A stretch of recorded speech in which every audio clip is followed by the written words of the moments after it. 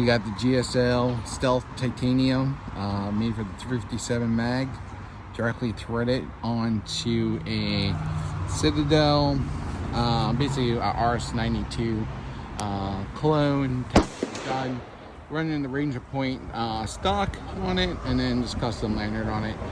Just the standard sights on here today, just testing the quietness of this. We are running it with the Fiocchi Range Dynamics 38, 950 feet per second, so we know these are subsonic already. We've got 8 shots loaded up. I'm going to give that a shot, see how that goes. So, you ready? Yep. Oh, man.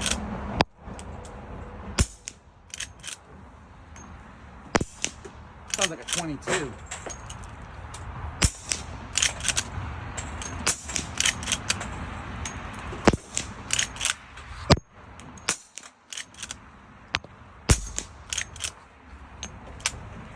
I was catching all the shells.